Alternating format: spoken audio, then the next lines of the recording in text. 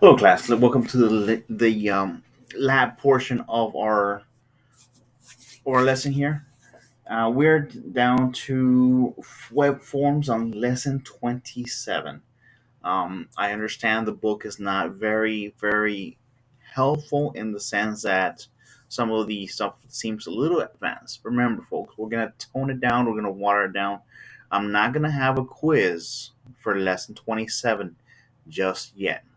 The We'll I'll pair that up with the upcoming week, week 6, and we'll have some elements from 27 that I wish for you guys to take in before we move on to CSS. Reasoning behind that is because we're going to be using some of these elements in the web form for your project, and I would like for you guys to get exposed. So some of these elements, just for the fact that those of you who wanted to use e-commerce, a shopping cart, a candy store, Uber, those betting sites, anything is any of those types of websites are going to require for you guys to take in information from a client. Therefore, it we mentioned before. Yes, it is very imperative, or in fact, it's the ground basis of your website to be able to retrieve that information and then use that somehow within your web page to calculate whatever. Okay, so I understand the book is not very helpful with the some of the uh, examples. I would strongly recommend you use W3 schools for this upcoming assignment. The HTML forms under W3 schools takes you step by step on what you need to learn as far as the upcoming assignment. Apologies if I had not mentioned this in an earlier video, but now since we're actually doing the lab, yes, I would refer you to use W3 schools just so that you can have a clear understanding of how to use or how to create code to have these elements show up in your project. Okay, so what we're going to be requiring on this upcoming project, I'm going to have an objective, and the objective is going to be all two. Apologies for not having that ready just yet, but I wanted to emphasize on how important it is for you all. If you have not, if the book wasn't very helpful, W3 schools will more than compensate for that. Okay. Very first item I want you all to learn is the text fields. Text fields very important for you all to start getting into the know-how about putting labels for your input. Pairing these up is very important in coding because it helps you organize your front end. Help you organize your front end. For instance, you have a label here, and right next to it, you have the input form or the input element. I'm sorry, and then we're going to be using text, which is going to be just an open field. Has a border around it, and it automatically determines that you're going to be putting in some text. Um, so that input type text, a type already identifies that as a block that you're going to be putting text in. So whenever something turns into blue, that means that you're going to end up using that as part of um, your either your name conventions, like in text, it recognizes some of those elements already out right off the bat and puts this together. You don't have to create a uh, a box. It does one for you using these input type procedural naming convention or inputting text as a type.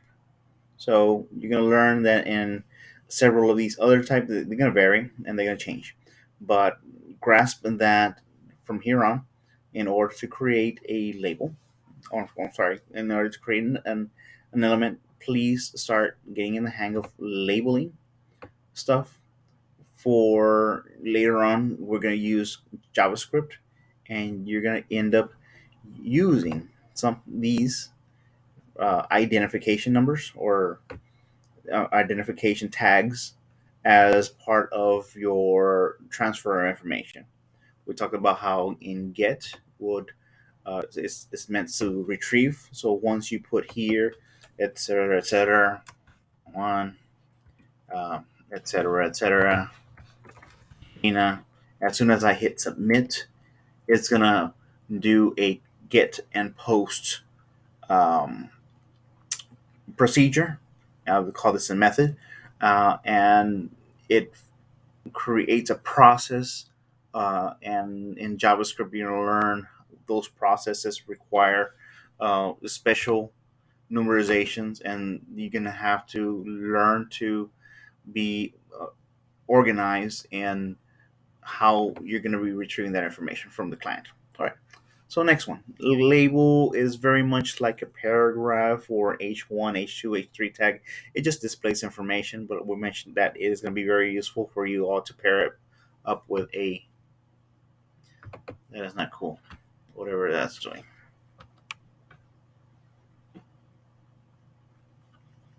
Oh, it's this thing.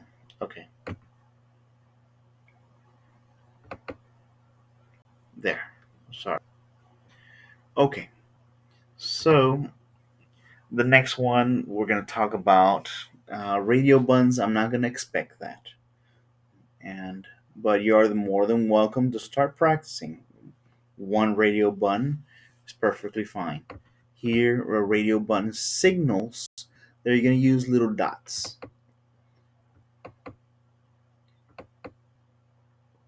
The little dots to identify your choice.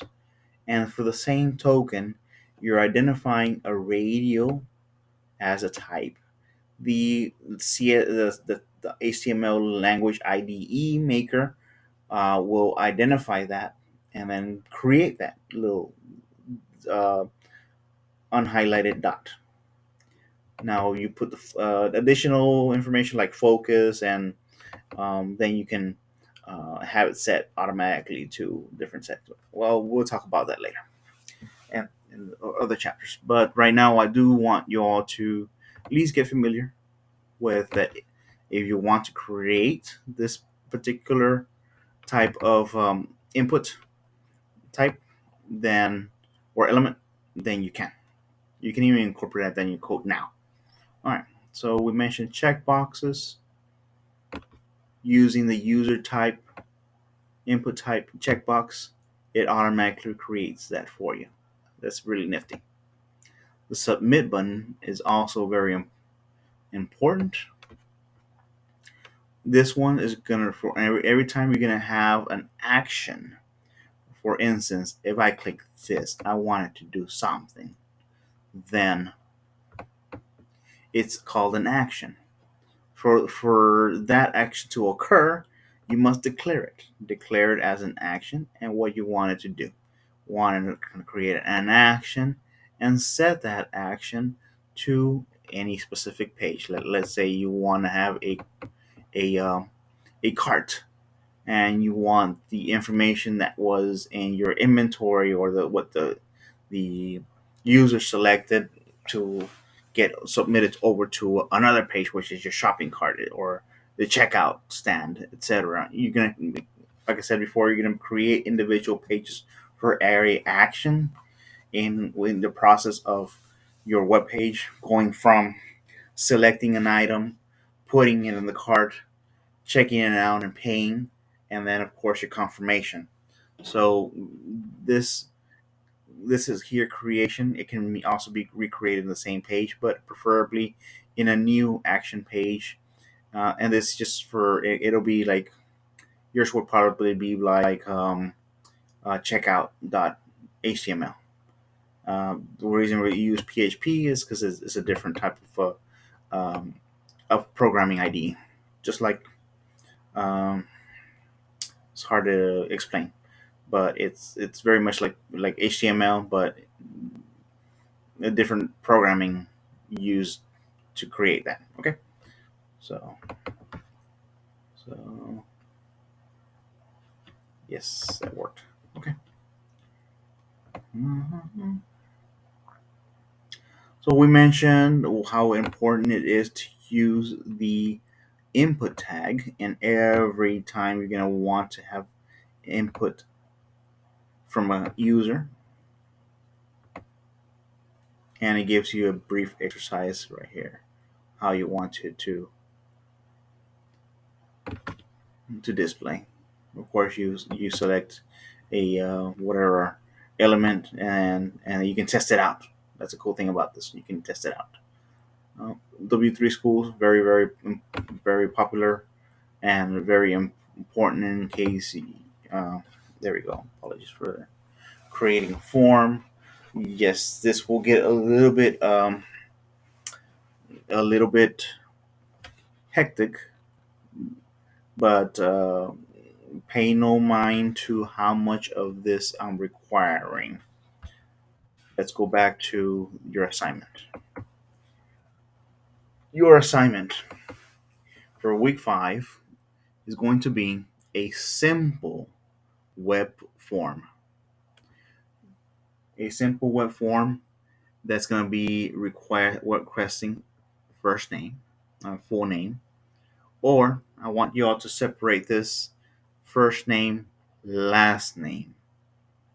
How about that? I want to see first name and last name, and then email, and then a phone number.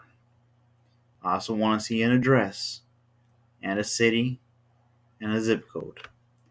I'm going to change the what I have on mine, but I'm going to take a picture on my snipping tool of how I want it to appear.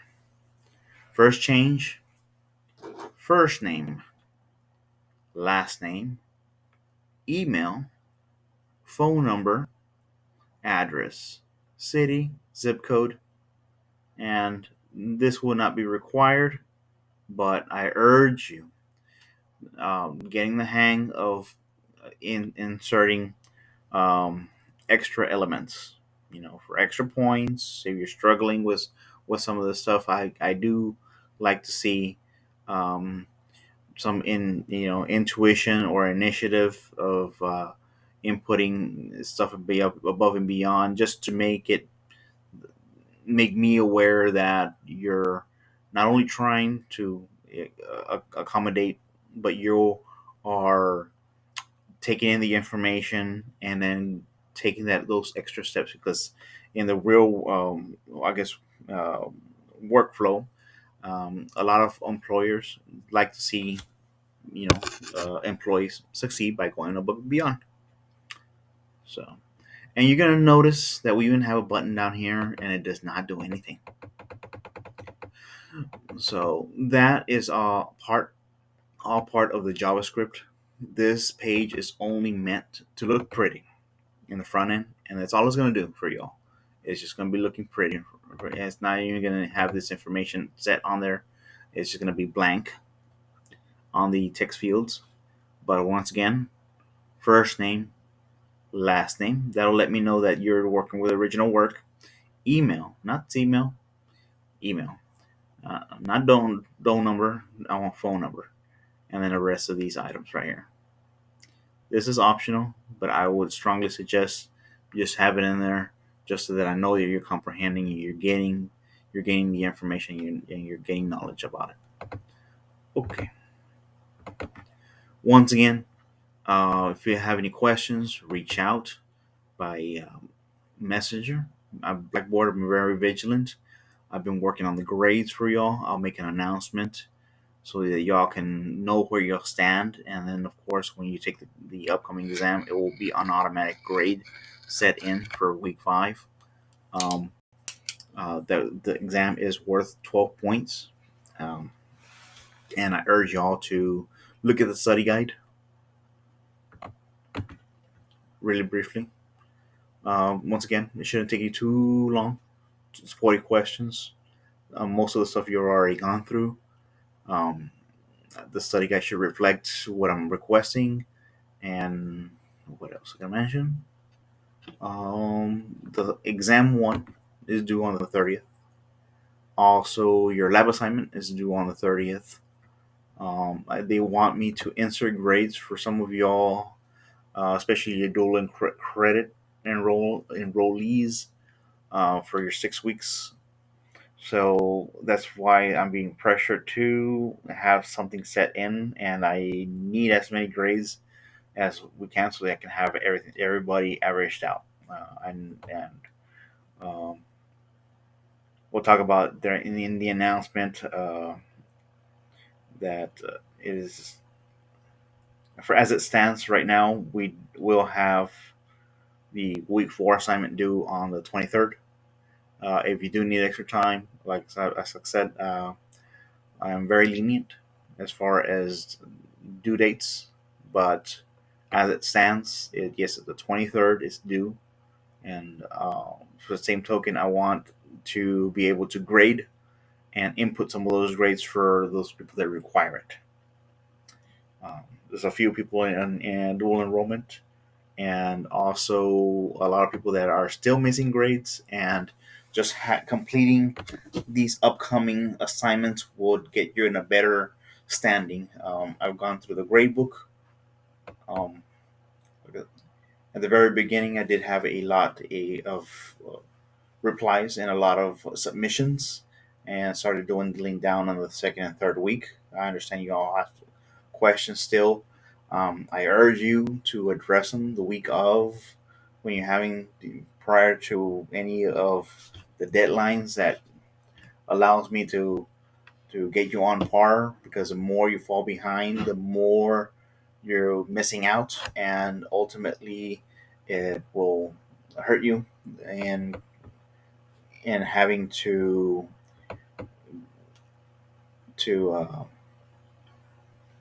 have everything turning in at one time, it gets overwhelming.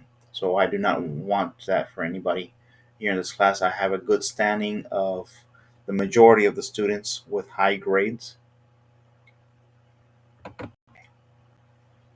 So the majority of the students have high grades here in this class. The one you're going to be looking at is exam 1 HTML, due September 30th. I know I have made some changes because I had to modify the exam itself to reflect those the other chapters that we have gone over, and not chapter 5 and chapter 7, and a couple of others that were then lesson 26 that was also, yeah, lesson 5, lesson 7, lesson 26 were not supposed to be on there. I wasn't going to test you on those, and had already agreed to that. So those changes have been made. Exam 1 should reflect that, due on the 30th. Also, lab 5 due on the 30th. Lab 5 due 30th. Okay. Lab 4 assignment week 4 due midnight as it stands on the 23rd. Reach out if you need more time.